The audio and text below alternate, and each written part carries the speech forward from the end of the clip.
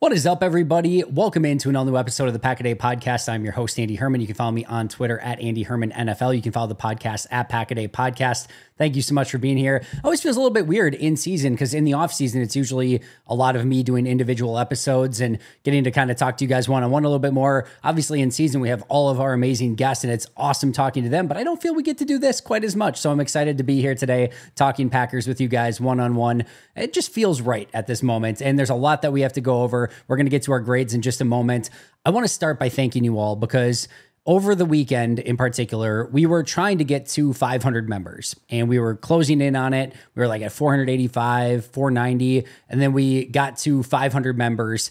And then we had all of our live episodes over the course of the weekend, and through the amazing generosity of a lot of different people, a lot of people signing up to become members and a lot of gifted subscriptions in the chats on the pregame show and the postgame show, we went from around 500 members to 600, over 635 over the course of the last 4 or 5 days, which has been unbelievable. I cannot thank you guys enough for that. Now, usually I read every single new member on our episode. I don't think it probably behooves us, even those who signed up, to read through 150 names. So I'm going to spare you that. But in order to say thank you and show my appreciation, I am going to do a bonus members Q&A this week on Thursday, 4 p.m. Central Time. So make sure to check that out, and I will thank you guys there. But thank you so much again for all of you who have signed up to become Pack-A-Day Podcast members. Again, over 630 members at this time. Let's get to 1,000. That would be amazing. But even if you can't do the membership thing, just being here, subscribing, liking, commenting, giving those 5-star reviews, it all means a ton. So thank you so much for making this community exactly what it is and all of your amazing support and generosity, which means the world. All right, I also want to tell you about Autograph. I've been telling you guys about it all season long. It keeps getting better. It is your one-stop shop for all things Green Bay Packers. You can find all the greatest articles, all the best podcasts, exclusive content. I did 2 exclusive pieces already this week, breaking down the keys to Packers Detroit this weekend. So you're going to want to make sure to check that out. Again, it's a really, really fun app. I'm not just saying that. It is something that I go to every single day to see what's kind of happening. You can get tickets. You can do a little bit of everything, and you get rewarded the more that you participate on the app. It's a free app. You can use code Pack-A-Day to get signed up. So make sure to do that. All right, before we get into our grades, we have a very extensive injury report that we need to get into. Jaire Alexander, Josh Jacobs, Elton Jenkins, Jordan Love, Josh Myers, Rasheed Walker, and Evan Williams all did not practice on Wednesday. I'm going to read those names one more time. It's not exactly a bunch of backups or guys that you're not kind of, these are some of your big time starting players. Jaire Alexander, Josh Jacobs, Elton Jenkins, Jordan Love, Josh Myers, Rasheed Walker, and Evan Williams. Now, there is some good news within this, almost the entire list of did not practice. Jaire Alexander, that's the one we're a little bit iffy on, right? We don't know, but it sounds like the report that we got earlier this week is that it's nothing long-term. There is a possibility he could play this week, but it's going to be a little bit more questionable. But overall, no long-term concern there for Jaire. That's good news. Josh Jacobs said in the locker room today he plans on playing this Sunday, so that should not be an issue. Elton Jenkins, this has been his normal routine that he usually sits out on Wednesday, then practices Thursday and Friday and is good to go. Hopefully that's the same. Jordan Love said that his goal is to play this week and seemed like it was a realistic possibility that he could play against the Lions. I have a feeling that it's maybe trending in that direction, but they'll give him the entire week to see if he can practice and get back there at some point. Josh Myers, he had this issue last week and did not practice because of the wrist issue, and then he did play in the game, so hopefully it is still just the wrist. And again, he played in the game last week, so that should indicate hopefully he could play in the game again this week as well. Rasheed we're not as sure on, and then Cheesehead TV and Aaron Nagler reported that Evan Williams should be good to go this week as well. So I think overall, even though that's a big list of super important players, the news that we kind of keep getting in is overall very good about that entire list of injuries, although you would like to see it, of course, a lot less than what it is. 3 players were limited. Corey Ballantyne, I think that's ultimately a step in the right direction, right? For somebody who did not play last week, the fact that he's already practicing on Wednesday is a good sign.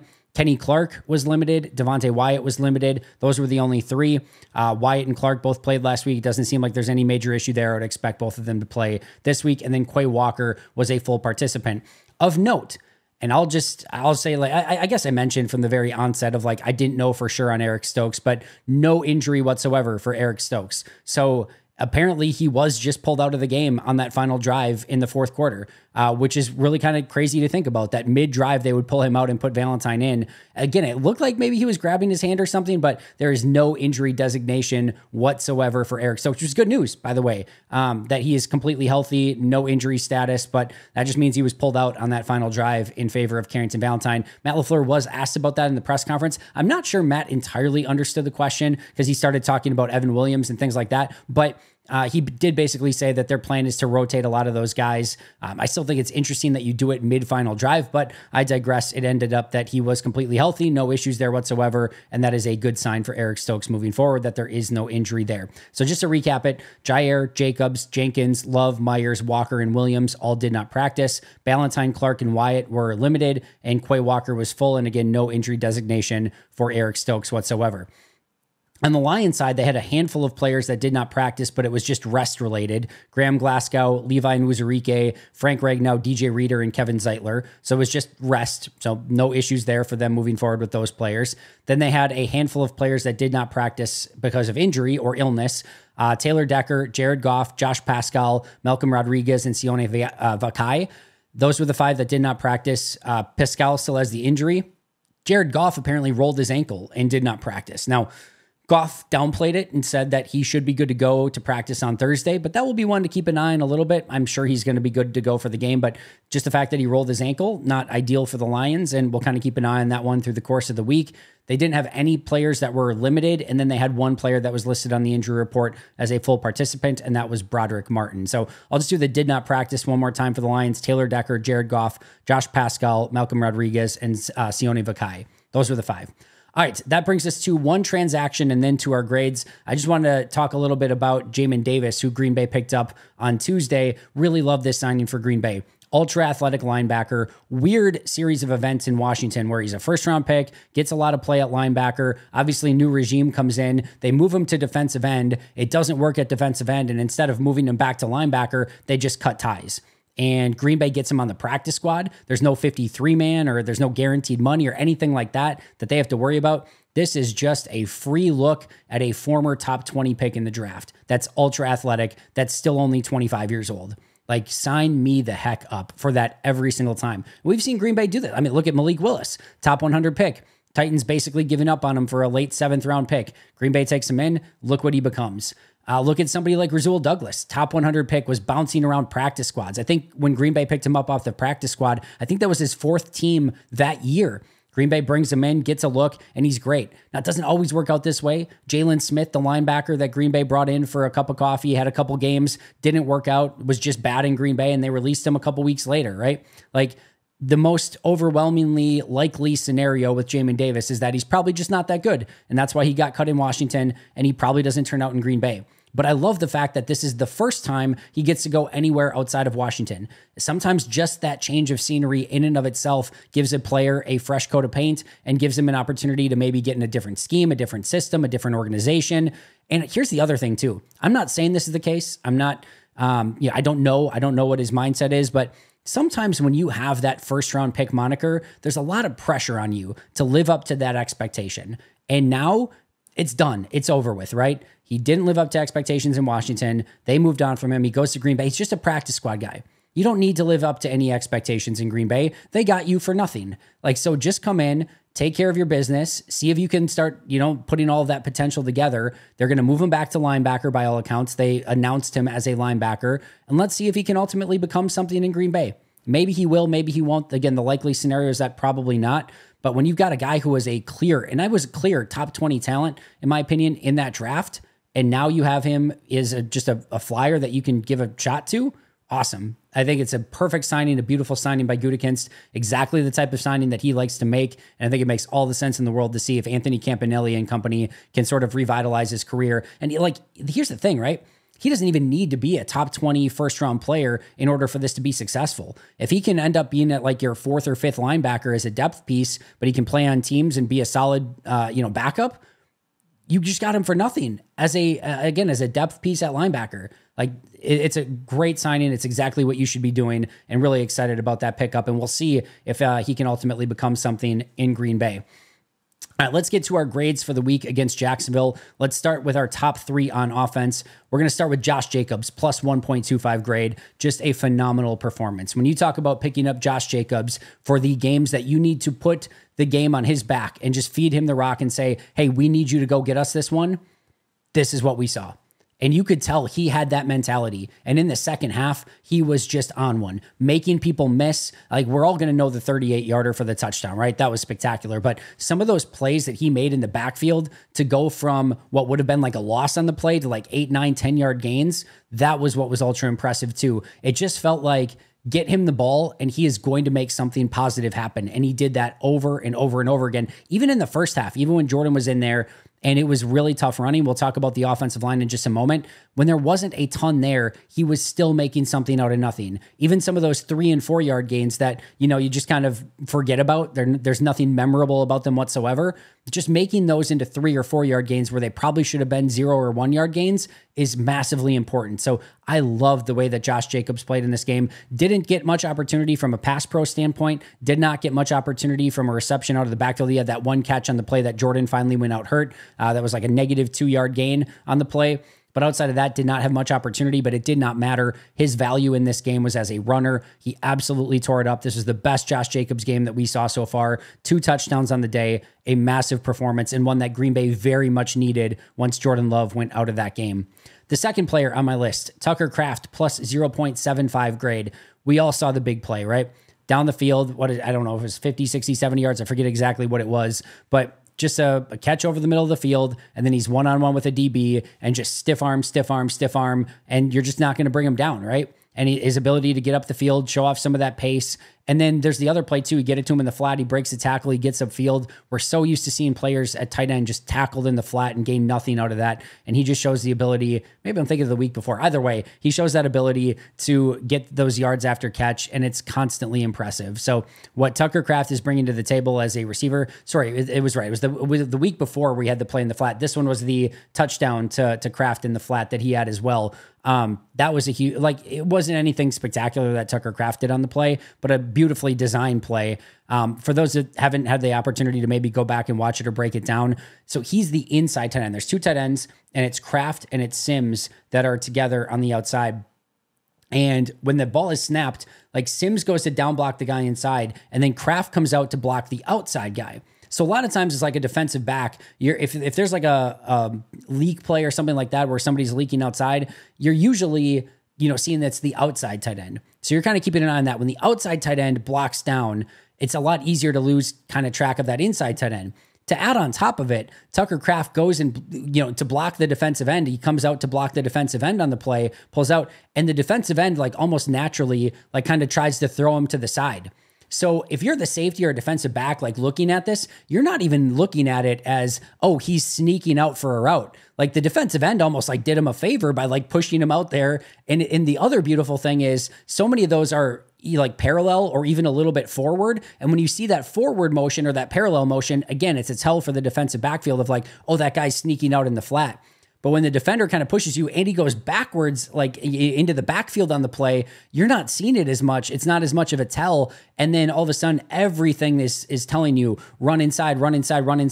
Or even if it's going to be, even if Malik Willis keeps it, you're probably thinking quarterback keeper. You've already lost track of Tucker Kraft well by that point. He keeps it. Kraft is wide open in the flat, easy toss, and then he gets to do his little dance into the end zone. But really nice day in game from Tucker Kraft. No real egregious mistakes as a blocker in this game, which he's had a couple of those in recent games. So I thought overall, really, really nice performance from Tucker, and continues to have a fantastic season for the Packers. And then number 3, who else would it be? Malik Willis. He doesn't have to do a ton in this game, right? He has, just consistent, efficient performance every single time he's been in this year. But in this one, it's just the throws that he needed to make. And in fact, the one incompletion, maybe you could argue he put a little extra steam on that ball. If I'm the receiver, I'm still saying I got to catch that. That's on me. I don't care how fast you're throwing it. I need to catch that ball. Could he have put maybe a little bit more touch on that one to Romeo? Maybe. Do I see that as a negative? No, I really don't. And I also see that he made something out of nothing on the big run play that he had. He has the gorgeous pass down the field to Jaden Reed that sets up the game-winning field goal. Just he was not asked to do a ton in this game, but what he was asked to do, he was unbelievably efficient and effective at. And even, like I said, the one incompletion he had, really, again, outside of maybe putting a little bit more touch on that, should have still been caught. And the one other play where you've got the third down, right, where they're running the 3-by-1 and they're expecting Dobbs to get open on the backside. He sees it, Dobbs isn't open, and there's nothing else he can do. And he just holds on to it. He doesn't force anything and make sure that there's no turnover there. So I really thought this was another really impressive performance. Again, not a ton on his plate, which is exactly what you want when a backup quarterback comes in. You don't want to have to put them in situations to throw the ball 20, 30 times. He didn't have to, but when you asked him to do something, he executed it pretty much flawlessly and almost to perfection. And that's why this ends up as another really positive grade for Malik Willis. My bottom three on the day. Tell me if you can find a trend here. Rasheed Walker, negative 1.05. Josh Myers, negative 0.85. Elton Jenkins, negative 0.8. And one of my honorable mentions, or one of the noteworthy players I was going to talk about, was Sean Ryan, negative 0.7. So my four lowest graded players on offense on this game were all from the offensive line. Now, I still think it was a pretty good pass protection day from the offensive line. I thought the run blocking was pretty abysmal. There were a couple plays where Sean Ryan got beat completely. There were multiple plays where Rasheed Walker got beat and or thrown into the quarterback. I didn't think Elton Jenkins had his particularly great day. There was a variety of penalties. And then Josh Myers, you could tell that the wrist was definitely something that was bothering him. This was his worst game of the year by far. I thought he had played pretty consistent football through the first 7 weeks of the season, 6 weeks of the season. 7 weeks, I don't know, whatever it is. I'm already losing track of where we're at in the year, but they're 6-2, so 8 weeks of the season. So first 7 weeks he was good. 8 week was not as good, and I think a lot of that was probably due to the injury. Just based on this was by far and away his worst performance of the season. So hopefully he can get healthy on that wrist and he can bounce back this week against a very good Detroit Lions interior defensive line. They're going to definitely need him. But the offensive line just in general has to play better to give this offense the ability to function at its full potential. And the offensive line's been good all year long, especially from a pass pro standpoint. The run blocking needs to get better though. I think a lot of the run success has been twofold. One, the play of the running backs, mostly Jacobs, but even Brooks and Wilson and those guys have run and got extra yardage on a lot of plays. And then the play design. There are so many plays where Green Bay is getting advantageous run situations, and I still don't think that Green Bay is taking advantage of it as much as they should because of some of the run blocking so far. So that needs to get better. I think it can get better, but this was the most, I think, difficult week for the offensive line against a not so great Jaguars defensive front. They're okay. Obviously, Josh Hines-Allen is good, but he's had a little bit of a average start to the season, and then Trayvon Walker's very good. But overall, I think they're going to need to be much better this week against Detroit if they want to pull off that victory and go to 7-2 on the season. All right, other noteworthy players on offense. Christopher Brooks, plus 0.35 grade. A lot of that was due to pass protection, some big-time pass pro plays from Christopher Brooks. I love what he brings to the table. He's already the best at something. He's already the best pass-blocking running back on this team. That's going to get you snaps. That's going to get you on the field. That's going to keep you on the roster. So I love that from Chris Brooks. Jordan Love had a dead even plus 0.0 or just an even 0.00 grade. I thought he had actually a pretty impressive day considering he was hurt.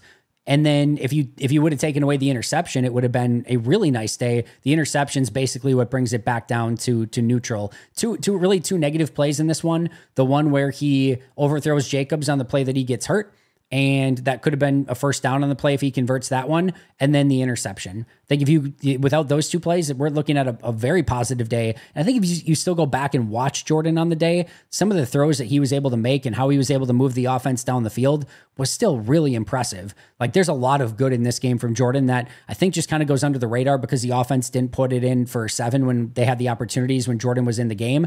I don't put that all on him. I thought the offensive line was not as great. The receivers weren't getting open quite as much in this game, especially against a Jacksonville secondary where I expected them to. So I thought it was a neutral game from Jordan. Had it not been for the pick, he would have graded well into the positive, but a pretty, I don't want to say like an egregious interception, but one he definitely wants back and just wants to put that in a place where there's no chance that the defender can get it. And if it ends up out of bounds incomplete, so be it. But you just can't let the defender who made a great play on it have any opportunity for that ball in that situation.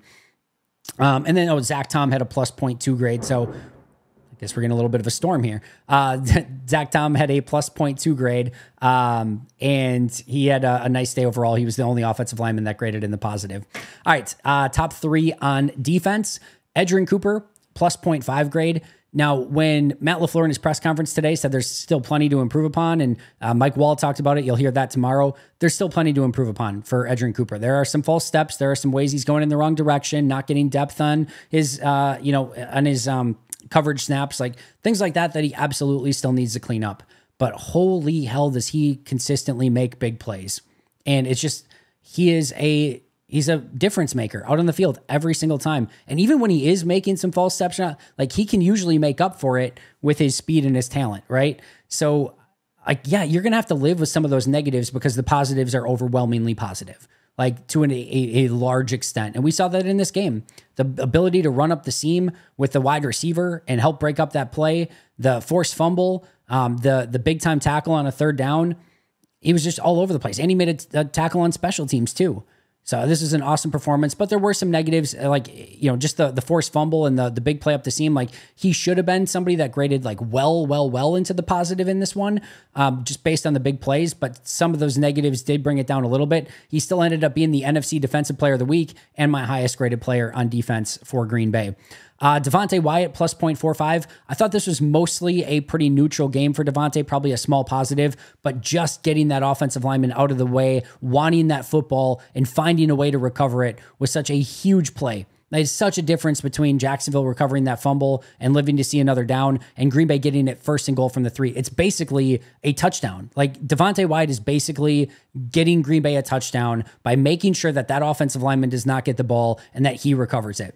A huge play by Devontae Wyatt. I just love the tenacity and the intensity. Like he knew, he's like, there's no way that anyone besides me is getting that ball, and he went and got it. So that was a big time play. And then outside of that, like I said, it was mostly a nondescript / neutral day for Wyatt, but it's good to see him back. Did have a couple plays where he got into the backfield. So definitely some positives there. And you just are really excited about seeing him back on the field.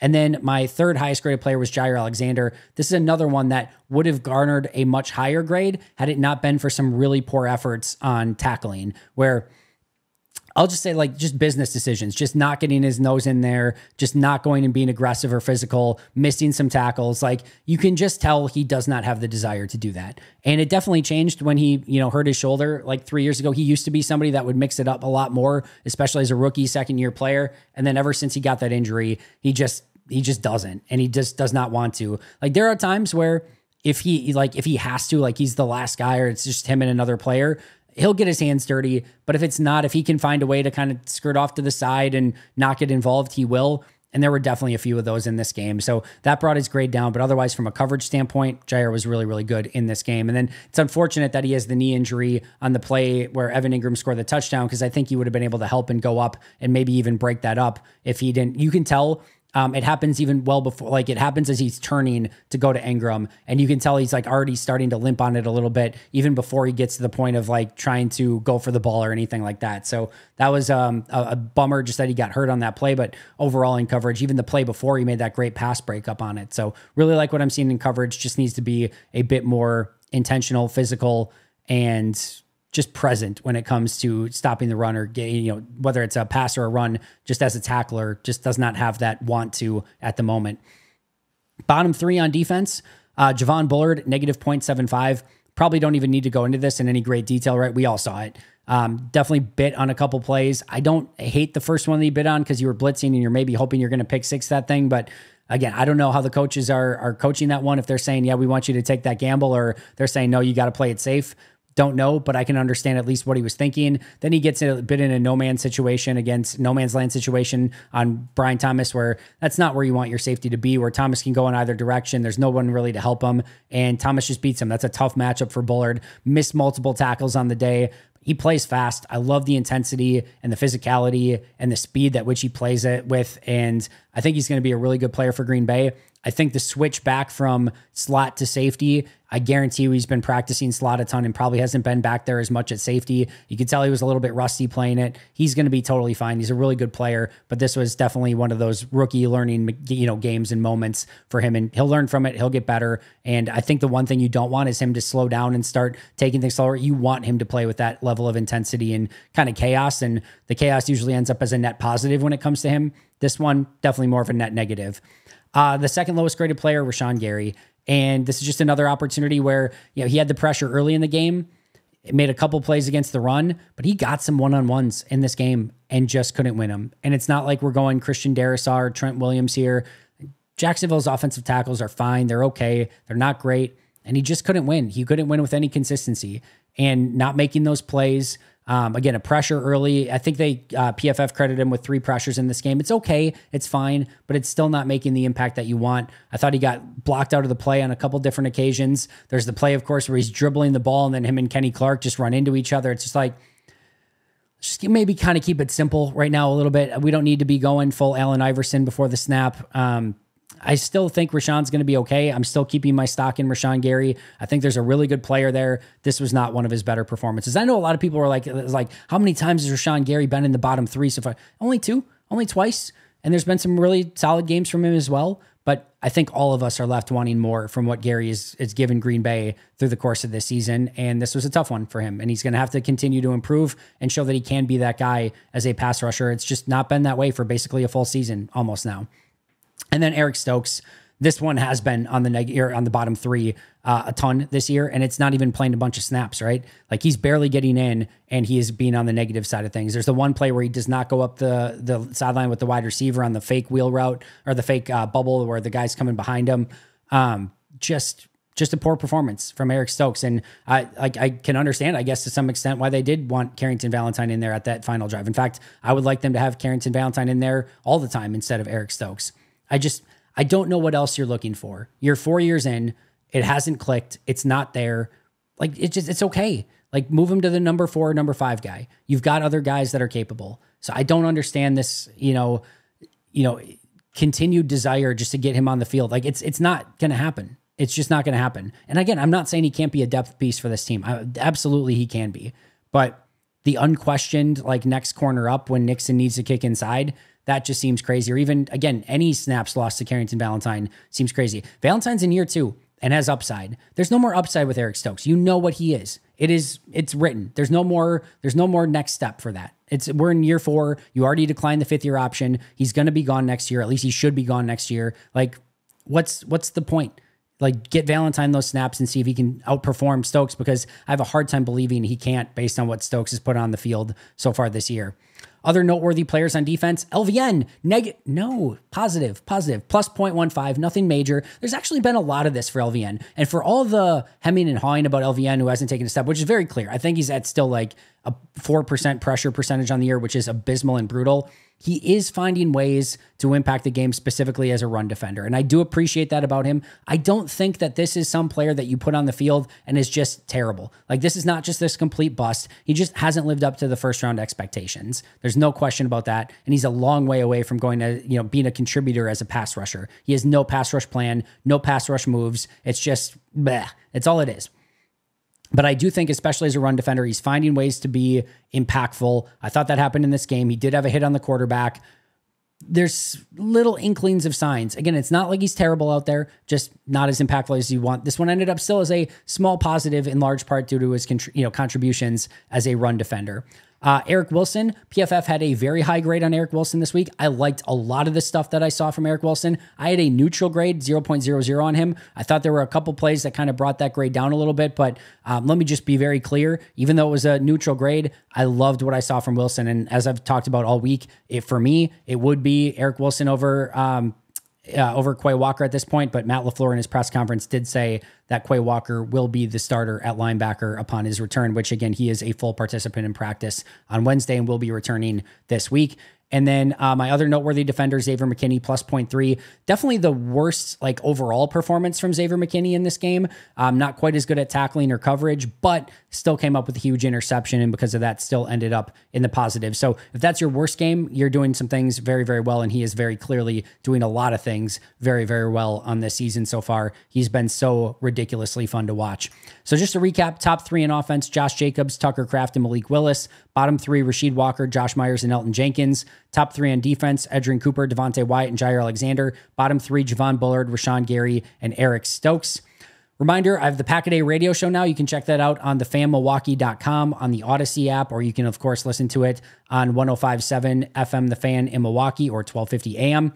Make sure to like, subscribe, comment, give those 5-star reviews. We've got Mike Wall coming up tomorrow. Shout out to our Hall of Fame and All-Pro members, Most Hated Minnesotan, PJ Wynn, John Wild, Shea Dad, Brandon Paletta, Jennifer Wright, Boom Handle, Donald Lee, Lori Lord, Baby QB, David McCluskey, Donald Decker, Dan Miller, Alex Wong, Arnaldo Espinoza, Peter Ataka, SoCal Pack, Dan Gesford, Jay Zimmerman, B. Brown, Love and Football, and Puerto Rican Packer. I will see you guys very soon, but until next time, and as always, go Pack Go.